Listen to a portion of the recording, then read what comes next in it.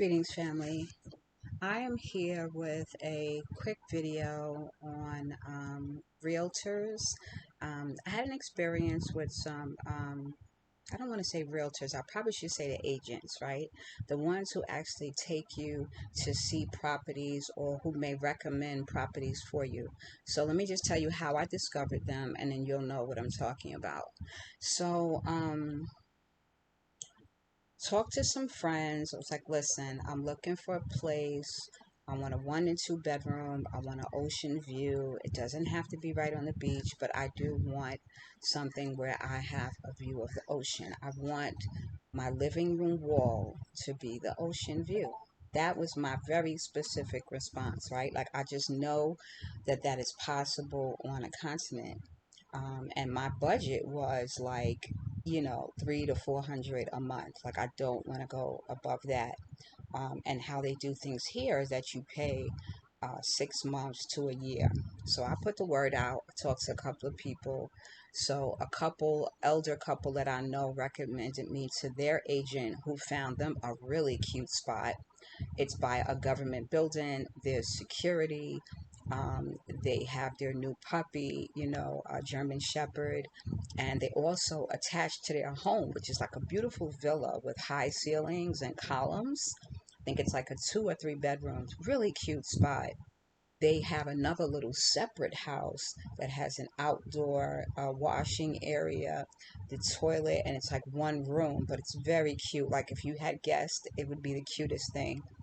They even offered me their spot, which I thought was really sweet, but it's just too small for what I need to do. I know I'm expecting some things from the continent, from America, from the US, so I didn't want to get anything too small, right? I should be able to use my space for what I need it for. So I used their realtor, called me. He said he was going to set up a time to meet me. We were going back and forth. Um, we set a time. I talked to another friend. She hooks me up with a guy. We set a time, so I'm there like an hour apart, which I should know better, right? Because things go on Africa time. Nevertheless, I figured by the time the guy showed me what he had, I could go with this other individual and look at other properties. So what ended up happening was that I confused the two. I thought the guy that actually got there and took me and my business partner around was the one from the couple, but it wasn't. It was the one from the sister, right? The heat got me delirious, okay? Nevertheless, I get in the vehicle with him. He shows me some properties, and they are impressive. They are impressive. However, they're not giving me the ocean view that I want. Compound living kind of gives me like a closed in feeling. So if I'm gonna live in a compound, like, I need to be above the brick wall, if you will. I realized that about myself. I really wasn't too thrilled about compound living, but I understand why it's done, to divide properties for security, as well as, keeping animals out, right? Because, there's monkeys and goats and cows and dogs and cats and geckos and everything else rolling out here. So, it made me think of my son saying that it was like Wild Kingdom. He's not used to seeing this many live animals up close. So, nevertheless, I get it. I get why people have the whole compound situation, but I need to be above. I need to be like in the air. And it's interesting because I never really cared to live like on upper floors unless it was like a small building. I don't like people over me because I don't like people making noise over my head. But I'm thinking on a continent, I may not have to worry about that because the homes are built so solid, right? They're handcrafted. Ain't no hollow plastic walls. It's actually brick.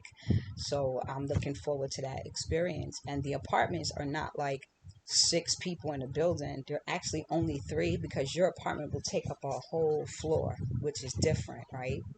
So nevertheless, I go with the guy that the sister recommends. It takes me to a few places. Impressive, price is reasonable, and they look like homes inside of apartments. I probably should have taken more footage, but my camera is going low on storage, and I had some other things that I was taking care of at the time. So I was just trying to take it all in, and I figured I would do a narrative and tell you all about it. So I did find some cute spots. Some of them were really cute. You know, and as I deal with these realtors and deal with these different companies, I'll list their names so I can talk about my experiences with them. And you all can make a decision on your own which one you want to use. When I secure my spot, I will do a tour of my spot so you can see like where I'm living and how I'm living. I think that'll be more helpful than to show you like a bunch of different places. I don't really have the time or energy for that. And just going in and out of these places, a lot of them were still under construction. So I was more concerned about, walking and not falling down and being able to see where I was going versus pulling out my camera. So that was the situation there. But I wanted to make sure that I completed this recording and got this information down because there's some things you need to know. Some of the realtors will, tell you that they'll meet you and drive you around. So I took public transportation to Turntable, and then I met the driver. Y'all saw me waiting all that time.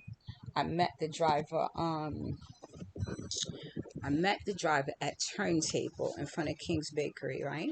So the interesting thing about that, let me just rewind a little bit. King's Bakery allows you to purchase their items from the bakery side, and you can stand inside in the air conditioning if you're waiting for someone. Okay. They also have another little like I don't know, like a to go section next door where you can just come and grab your bread and go. Further down is a little grocery store. You all have seen my footage of King's Bakery. And then at the end is like a little cafe that has tables, right?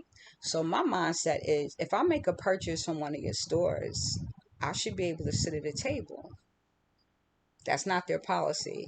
So I was sitting at the table waiting for my ride, and the girl comes out, I guess the waitress comes out and says, can I get you something? I said, no, I don't want anything right now.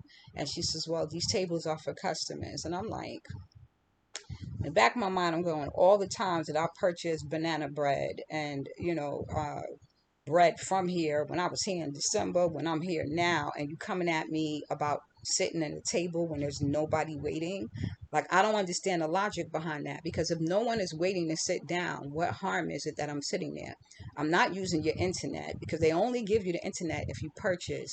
You purchase and they will give you the password to the internet. So I wasn't using the internet. I was just sitting there drinking some water that I bought from their store. So I'm like, well, I did purchase this big bottle of water. And she's like, no, that doesn't count. I'm like, okay. I just thought it was foul. Like, if I've made a purchase from any of your stores, it shouldn't be an issue that I'm sitting down. There was no one waiting. There was no one outside. The inside of the store was empty, but you're going to make it a point to come outside to tell me I can't sit here. I said, well, I'm waiting for somebody. When they get here, then maybe we'll order. So there was nothing she could say. She just walked away. And I decided at that point that I would get up when I felt like getting up. So I got up, and that's where y'all see me standing in front of the bakery waiting. Um, and the brother comes and he takes me to some places. And like I said, he never mentioned anything about a fee, a price, nothing. So he looks and he's like, oh, you have somebody else with you. My business partner was with me. I'm like, yeah. And then when I get in the car and we talk about going someplace, he says, oh, yeah, that's going to be 300 Dalasi. I'm like, what? He's like, yeah, we don't, we charge for transportation. And I'm like, okay, well, it would have been nice if you told me that you charge for transportation before you picked me up, right? Because I paid for transportation to get here, and I don't have a problem reimbursing you for your time, but don't tell me things after the fact like you're trying to get over. I don't like that. I'm a nice person, but I don't appreciate when people try to get over, because when you try to hustle me, I will cut you loose. Right? So I'm like, okay, now already I'm like, here's a red flag, because now I'm supposed to be doing business with you and you're not being upfront. I don't like that. So we get in a cab. He takes us, not a cab, but he's acting like he's a taxi because he wants to be paid for his gas. And I get it, but just tell people that ahead of time. So now, we're in transit. He's taking us to these places. He's going to places that he doesn't have the key to. He's not giving all the information. He's taking me to these little compounds. Like, one of the compounds had a little store outside. It had 4 little houses in a row, which means you have neighbors. And I'm okay with neighbors, but I don't need to be that close to my neighbors. That if I'm in my house and their children are outside playing, that I'm being disturbed by their children. I think I've earned my peace and quiet. So people who want to deal with kids, do your thing. Like, it's your time with your children. But people who have raised their children and just came for peace and quiet, like, that's what I want. I want quiet, and I don't think that's too much to ask. So that's where I'm at with it now. I'm really not interested in being in a situation where I have a bunch of noisy people around me dealing with things I don't want to deal with, all of that. So I told him that situation wasn't going to work for me because it was just too close. It was too close. But the apartments were spacious. They weren't expensive. It was like a 2 bedroom for like 120,000 Dalasi. Y'all could do the math, right? Because I told y'all that 100 American dollars equals 5,000 Dalasi. So if 100 American dollars equals 5,000 Dalasi, then you can figure out how much 120,000 Dalasi would be for the year. Remember, you're making payments 6 months to a year. So that was with the brother. We went to a few places. He took me someplace else that it was decent. Like I said, it was like a home inside of an apartment building. Spacious, big columns. Sorry, y'all. I'm getting a bunch of messages. I'm going to have y'all hold on for a second. Okay, so we talked about the home that was spacious with the columns.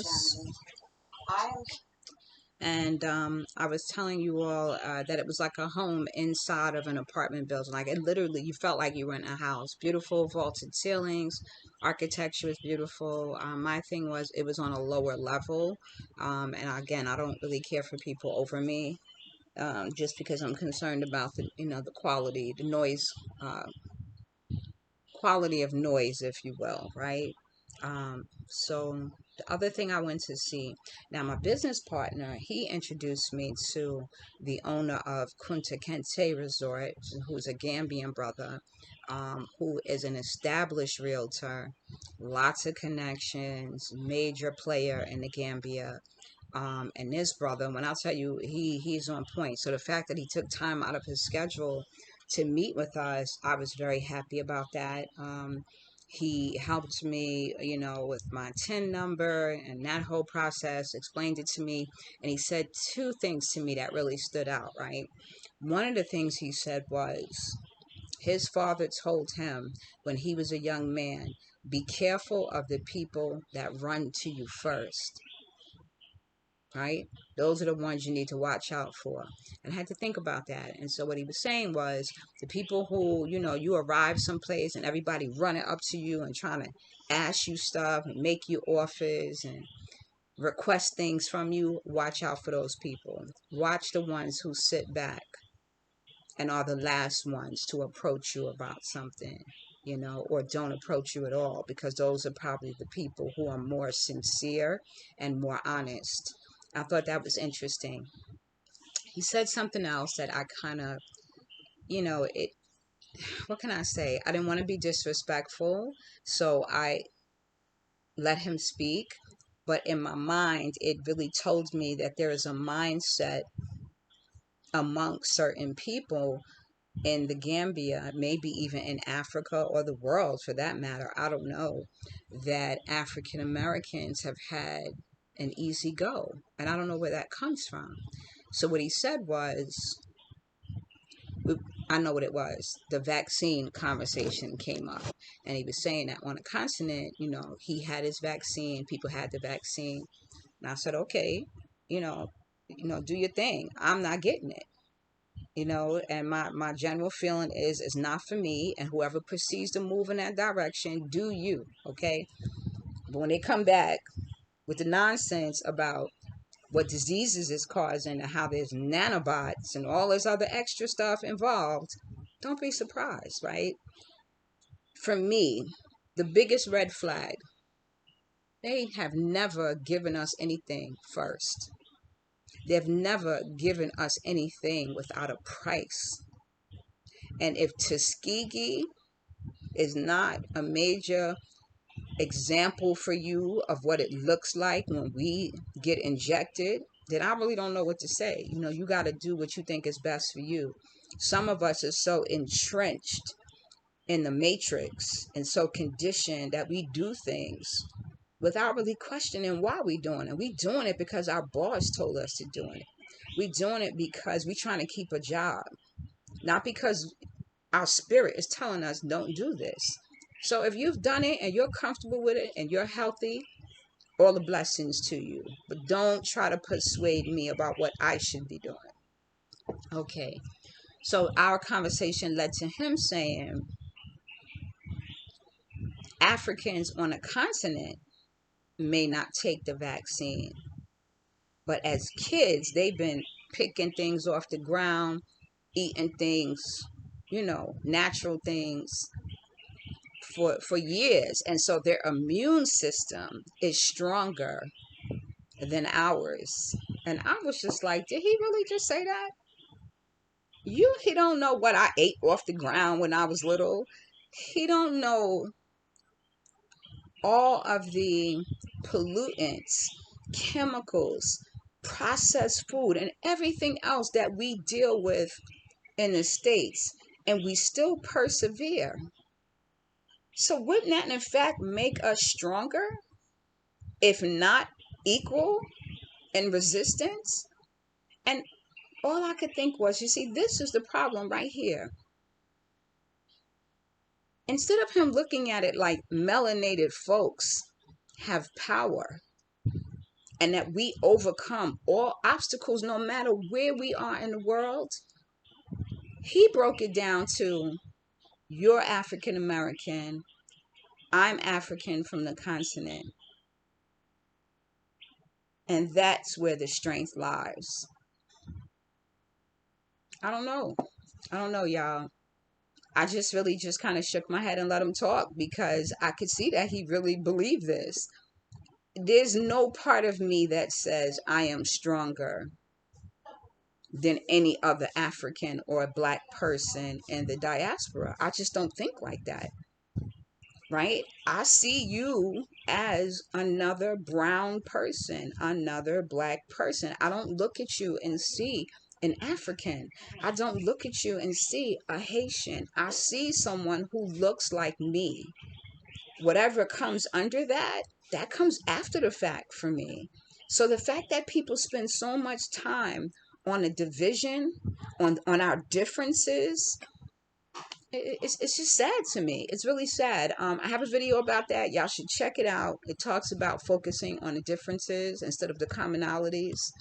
But yeah, he shared his opinion, you know, and I respect him. Like I said, you know, he has a right to his opinion. I don't have to agree with him, and I don't have to argue with him about it because I feel how I feel. He feels how he feels. Nevertheless, he's an amazing contact.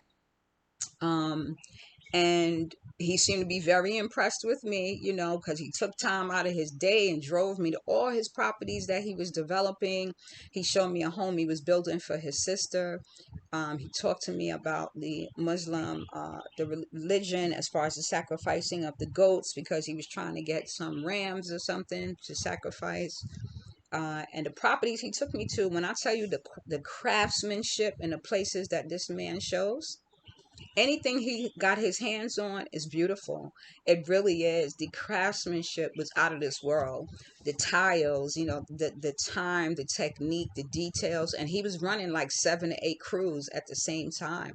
And these brothers were on point. Like I saw them making um molding, you know, like the trim that goes around your ceiling to give it that extra depth. They were making that by hand. I was so impressed with these brothers. I had to tell them, and they seemed surprised that I even knew anything about it. But as I stated before, I was an architect major in high school, so I know, you know, I know how to read floor plans, and you know, I draw as well, so I sketch things out, and I know the type of craftsmanship it takes to get that kind of work done. So it was really quite amazing.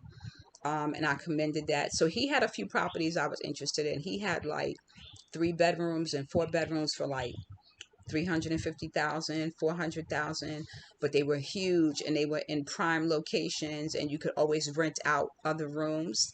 But they were still under construction, so there really was nothing to show because it was construction. But the layouts were beautiful. You could see that they were really nice. The one house I went to was in a compound, but the beach was not nearby. And that was beautiful. The floors looked like blue agate. If you're familiar with that stone with that marbleized look, it had that kind of tile throughout the house. It was beautiful, beautiful, beautiful. The bathrooms were well done. All of the bedrooms had their own bathrooms, like master suites. The rooms were huge. The ceilings were high. There were vaulted ceilings with pot lights. Beautiful work. Medallions behind the chandeliers and the ceiling fans. I'm into like little details like that, so I really appreciate that stuff. Very beautiful. My only thing is I feel like sometimes on the continent they get a little crazy with the kitchens. The tile is hot, like beautiful tile, and then they'll throw up like some fruits and shit. And I'm like, where the fruit tile come from? What are you doing? Like, just mainstream it. For us in the States, when you throw up fruit tile, you're aging the place, right? Keep it neutral so that people can put what they want to put. But that was the only thing was the kitchen. I was thinking that's the easy fix. But it was beautiful. And they had a backup generator. That's the other thing, y'all. Don't be getting these properties and don't have no backup generators, because that could be an issue. But they had a backup generator. He offered me a great price. Basis, he had a standard price, and of course, there's always room for negotiation. So I initially was going to go with him, but then after telling my sister C about what the brother took me to, about the kind of things I was seeing, she was like, "I got something for you." And it would take like a girlfriend to really listen to you. The one place she took me to was the one place I was like, this is it. I'm like, you listen to me. It wasn't hard. And Sister C is from the UK. And she is an agent here, and I'm really listening to you. And so far, I'm pleased. I'm just waiting to close the deal. Once I close the deal, I will put her information so y'all could see who was able to lead me to what I wanted. But I wanted to share this information so that y'all are prepared for the realtors. Okay, don't be surprised, because you've been forewarned what you might run into. So I just wanted to let you all know about that. Blessings.